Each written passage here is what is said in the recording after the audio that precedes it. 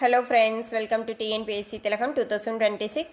நம்ம சேனலில் current affairs ரிலேட்டடாக நம்ம போடுற ஃபஸ்ட் வீடியோ இது தான். அதாவது நம்ம சேனலை பொறுத்த வரைக்கும் சண்டே வந்து கரண்ட் அஃபேர்ஸ் டே. நம்ம சேனலில் இது வந்து November 10 தான் நமக்கு ஸ்டடி பிளான் வந்து நம்ம ஸ்டார்ட் பண்ணுறோம். கன்சிஸ்டன்சியாக ஸ்டார்ட் பண்ணுறது November 10 தான். இருந்தாலும் நம்மளோட கரண்ட் அஃபேர்ஸ் பொறுத்த வரைக்கும் நவம்பர் ஃபஸ்ட்டு வீக்கில் நவம்பர் 1ஆம் தேதியிலேருந்தே நம்மளோட கரண்ட் அஃபேர்ஸ் ஸ்டார்ட் ஆயிரும். இன்னும் சொல்லப்போனால் அக்டோபர் லாஸ்ட் வீக்லேருந்து நான் கரண்ட் அஃபேர்ஸ் எடுத்திருக்கேன். இதில் அக்டோபர் 25 நவம்பர் 2ஆம் தேதி வரைக்கும் இருக்கிற கரண்ட் அஃபேர்ஸ் தான் இதில் இருக்குது. அடுத்தது அதுக்கப்புறமா இருக்கிறது வந்து அடுத்த வீக் சண்டேல உங்களுக்கு கிடைக்கும். ஓகேங்களா? வாட்ச் பண்ணிக்கோங்க. வாட்ச் பண்ணிவிட்டு நோட்ஸ் எடுத்து வச்சுக்கோங்க. ஏன்னா நம்ம வந்து சப்ஜெக்ட் ரிலேட்டடாக இருக்கிற முக்கியமான கரண்ட் அஃபேர்ஸ் எல்லாமே நம்ம கொடுத்துறோம். இது எனஃபாக இருக்கும். நம்ம கரண்ட் அஃபேர்ஸ் அப்படின்னு பார்த்தோம்னா நம்ம தேவையில்லாமல் நிறைய எடுத்துக்கிட்டே இருக்கலாம். 200-300 கரண்ட் அஃபேர்ஸ் கூட ஒரு நாளைக்கு ஒரு 200 கரண்ட் அஃபேர்ஸ் கூட நம்மளால் எடுக்க முடியும். ஆனால் அது வந்து நம்ம சப்ஜெக்ட் எல்லாம் நிறைய படிக்கணும். நமக்கு சப்ஜெக்ட் ரிலேட்டடாக முக்கியமானது எதையும் மிஸ் பண்ணாமல் நம்ம எடுத்தோம்னா ஓகே நீங்கள் நோட் பண்ணி வச்சுக்கோங்க. அப்படி இல்லை என்னால் நோட் பண்ண முடியல அப்படிங்கிற பட்சத்தில் ஒரு 2 டைம் காதில் மட்டுமாவது கேட்டுக்கோங்க. ஓகேவா? இன்னொரு முக்கியமான விஷயம், சில இடங்களில் ஷார்ட்கட்டுக்காக நான் வந்து ஒரு ஷார்ட்கட் வந்து ஏதாவது சொல்லுவேன். அதாவது நீங்கள் ஒரு ஆன்சர் இருக்குது அப்படின்னா அதை நீங்கள் வந்து மைண்டில் நிப்பாட்டிக்கிறதுக்காக ஒரு ஃபன்னாக ஒரு ஷார்ட்கட் வந்து நான் சொல்லுவேன். அதை வந்து ஒரு ஃபன்னுக்காக தான் சொல்கிறேன். வேறு எந்த மீனிங்கும் நீங்கள் எடுத்துக்கூடாது. ஓகேங்களா? ஓகே, வாட்ச் பண்ணுங்கள். மருது பாண்டியர் தினம் அக்டோபர் 24. அக்டோபர் 24 மருது பாண்டியர் தினம். செகண்ட் கொஸ்டின், ஊழல் கண்காணிப்பு விழிப்புணர்வு வாரம் அக்டோபர் 27 முதல் நவம்பர் 2 வரை. ஊழல் கண்காணிப்பு விழிப்புணர்வு வாரம் அக்டோபர் 27 முதல் நவம்பர் 2 வரை. இந்தியாவிலேயே வேளாண்மை துறைக்கு தனி நிதிநிலை அறிக்கை முதலில் தயாரித்த மாநிலம் தமிழ்நாடு. ரொம்ப முக்கியமான கொஸ்டின், பார்த்துக்கோங்க. இந்தியாவிலேயே வேளாண்மை துறைக்கு தனி நிதிநிலை அறிக்கை முதலில் தயாரித்த மாநிலம் தமிழ்நாடு. ஓகே. ஃபோர்த் ஒன், தமிழக தலைமை தேர்தல் அதிகாரி அர்ச்சனா பட்நாயக். தமிழக தலைமை தேர்தல் அதிகாரி அர்ச்சனா பட்நாயக். இதுவும் ரொம்ப முக்கியமான கொஸ்டின். தமிழக தலைமை தேர்தல் அதிகாரி அர்ச்சனா பட்நாயக். ஃபிஃப்த் கொஸ்டின், உலக சிக்கன தினம் அக்டோபர் 30. ஓகேங்களா? இதுக்கு ஒரு ஷார்ட்கட் சொல்லவா? நம்ம வந்து ஒரு மாதத்தில் 30ஆம் தேதி ஆச்சுன்னா நம்ம சிக்கனமாக தான் நம்ம வந்து எல்லாமே செலவு பண்ணி ஆகணும். ஏன்னா ஒரு மந்த்து ஸ்டார்டிங்கில் நம்ம வாங்குகிற சேல்ரி வந்து அக்டோபர் 30 அப்படிங்கும்போது நமக்கு வந்து எல்லாமே காணாமல் போயிடும். அதனால் அக்டோபர் 30 மந்த் எண்டு 30ஆம் தேதி அப்படின்னாலே ரொம்ப சிக்கனமாக தான் இருக்கணும், வேறு வழி இல்லை. ஓகேங்களா? அக்டோபர் அப்படிங்கிறது நீங்கள் ஞாபகம் வச்சுக்கோங்க.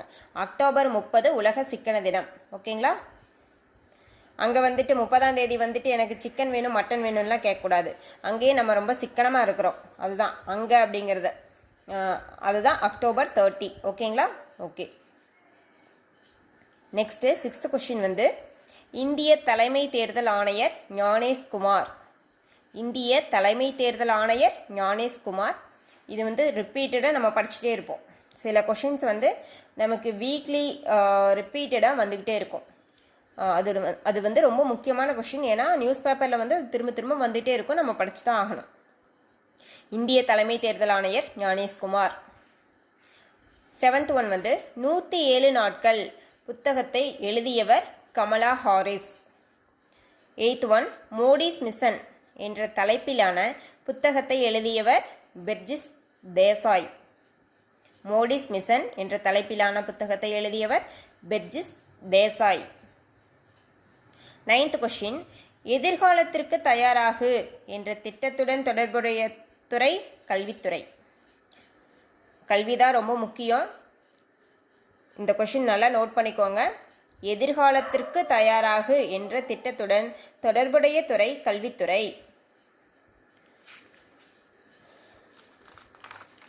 ஓகே. 10th கொஸ்டின், இப்போ கரண்ட்டாக போயிட்டுருக்க நியூஸு, 8வது ஊதியக்குழு தலைவராக நியமிக்கப்பட்டுள்ளவர் நீதிபதி ரஞ்சனா பிரகாஷ் தேசாய். நோட் பண்ணி வச்சுக்கோங்க. 8வது ஊதியக்குழு தலைவராக நியமிக்கப்பட்டுள்ளவர் நீதிபதி ரஞ்சனா பிரகாஷ் தேசாய்.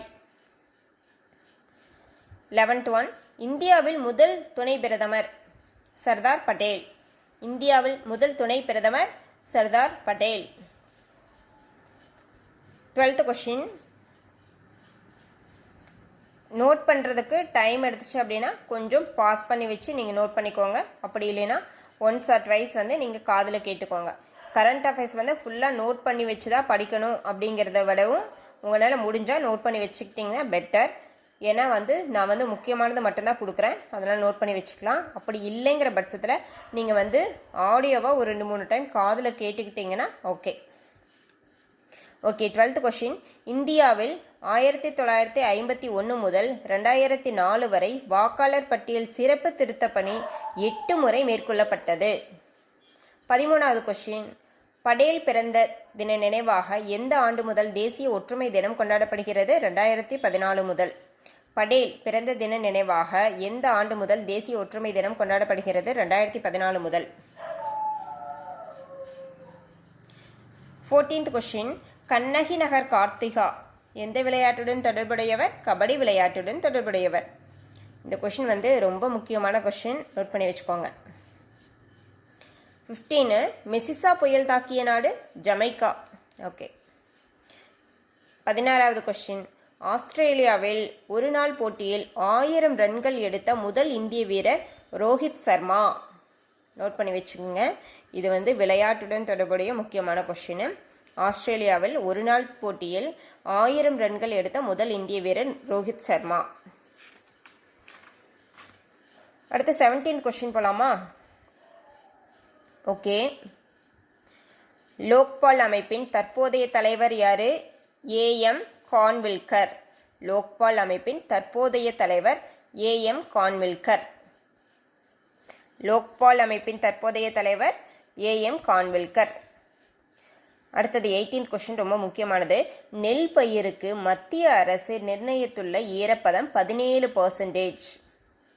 நெல் பயிருக்கு மத்திய அரசு நிர்ணயித்துள்ள ஈரப்பதம் 17%. 19வது கொஷின், உலகின் முதல் செயற்கை நுண்ணறிவு அமைச்சர் டயல்லா. உலகின் முதல் செயற்கை நுண்ணறிவு அமைச்சர் டயல்லா. 20வது கொஷின், ஆசியான் 2025 47வது உச்சி மாநாடு நடத்திய நாடு வந்து மலேசியா. ஆசியான் 2025 47வது உச்சி மாநாடு நடத்திய நாடு மலேசியா. நெக்ஸ்ட்டு இது வந்து நான் உங்களுக்கு இது இப்படி கொண்டுட்டு வரணுங்கிறதுக்காகவே நான் இப்படி எடுத்துகிட்டு வந்திருக்கேன். இங்கே 21, 22, 23, 24, 25 இந்த நம்பர் இது முன்னாடி போட்டிருக்கோம் பார்த்தீங்களா? அது மாதிரியே தான் இந்த பக்கம் ஈரும் வரும். இப்போ 2021 இந்த தகைசால் தமிழர் விருது அது வந்து 2021 25 வரைக்கும் இது வந்து முக்கியமாக நோட் பண்ணி வச்சுக்கோங்க. 2021 தகைசால் தமிழர் விருது யாருக்கு கொடுத்தாங்க? சங்கரையா. 2021 தகைசால் தமிழர் விருது சங்கரையா. ஓகே. 2022 தகைசால் தமிழர் விருது நல்லக்கண்ணு. இதுக்கு ஒரு ஷார்ட்கட் சொல்லட்டுங்களா? அதாவது 2 கண்ணு வந்து நல்லா இருக்கணும். ஓகேங்களா? நமக்கு எப்பவுமே எல்லாத்துக்கும் 2 கண்ணு தான் இருக்கும். 2 கண்ணுமே நல்லா இருக்கணும். 2022 தகைசால் தமிழர் விருது நல்லக்கண்ணு. 2023 தகைசால் தமிழர் விருது கி வீரமணி. 2023 தகைசால் தமிழர் விருது கி வீரமணி.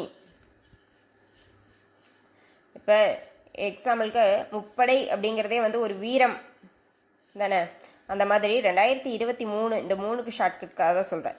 2023 தகைசால் தமிழர் விருது கி வீரமணி. 2024 தகைசால் தமிழர் விருது குமரி ஆனந்தன். 2024க்கான தகைசால் தமிழர் விருது குமரி ஆனந்தன். ஓகே. 2025 தகைசால் தமிழர் விருது காதர் மொய்தீன்.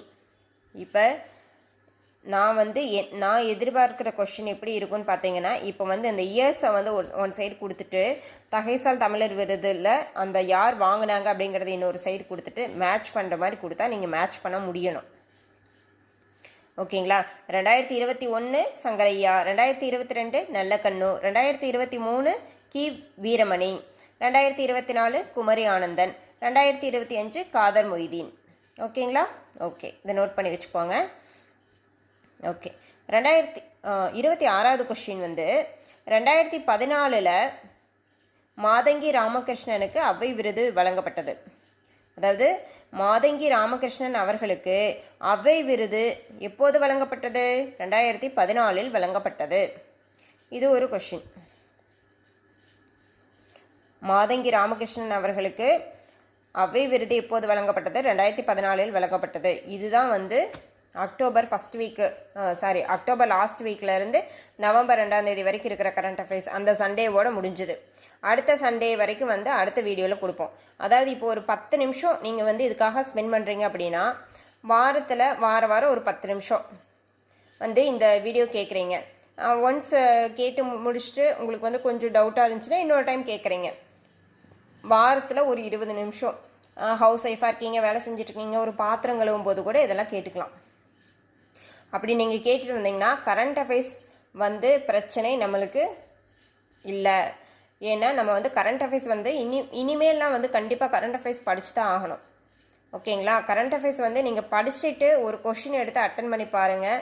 நீ வரக்கூடிய டெஸ்ட் கொஷின் வேறு எந்த பேட்சில் கொடுத்தாங்கனாலும் எடுத்து அட்டன் பண்ணி பாருங்கள். உங்களுக்கு ரொம்ப யூஸ்ஃபுல்லாக இருக்கும். ஏன்னா இதில் சப்ஜெக்ட் ரிலேட்டடான கரண்ட் அஃபேர்ஸ் நிறையா வரும். அதனால தான். ஓகேங்களா? நீங்கள் வாரத்தில் ஒரு 10 நிமிஷம் இல்லை நீங்கள் ஒரு 2 டைம் 3 டைம் கேட்குறீங்கனாலே வைங்க, ஒரு 20 நிமிஷம் நீங்கள் ஒரு கரண்ட் அஃபேர்ஸை நீங்கள் காதில் மட்டும் அந்த வீடியோவை ஒரு 2-3 டைம் ஓட விட்டு கேட்டுட்டீங்க அப்படின்னா நீங்கள் வந்து கரண்ட் அஃபேர்ஸும் நான் படிச்சுட்டு வரேன் அப்படிங்கிற உங்களுக்கு ஒரு கான்ஃபிடென்ட்டும் வந்துடும். எல்லா சப்ஜெக்ட்டுக்கும் உங்களுக்கு வந்து நீங்கள் சப்ஜெக்ட் படிக்கும்போது உங்களுக்கு கண்டிப்பாக அங்கே ஸ்ட்ரைக் ஆகும், ஓ அந்த கரண்ட் அஃபேர்ஸில் அது படித்தோம்னா இந்த டாபிக் இங்கே இருக்குது அப்படிங்கிறது. ஓகே, நீங்கள் வீடியோ வாட்ச் பண்ணுங்கள், சப்ஸ்கிரைப் பண்ணி வச்சுக்கோங்க. ஓகே, நம்ம நவம்பர் ஃபஸ்ட் வீக்குக்கான கரண்ட் அஃபேர்ஸ் இதுதான். நவம்பர் 2ஆம் தேதி வரைக்கும் அக்டோபர் லாஸ்ட் வீக்கான கரண்ட் அஃபேர்ஸ் சொல்லப்போனால் இதுதான். நோட் பண்ணி வச்சுக்கோங்க. 25-26 கரண்ட் அஃபேர்ஸ் இருக்குது. இதில் வந்து ஒரு 4-5 வந்து ஒரு பொறுத்துக மாதிரி கொடுத்தாலும் நீங்கள் பொறுத்துற அளவுக்கு தெரிஞ்சுருக்கணும். அந்த தகைசால் தமிழர் விருது இது ரொம்ப இம்பார்ட்டண்ட். நோட் பண்ணி வச்சுக்கோங்க. Okay friends, thank you.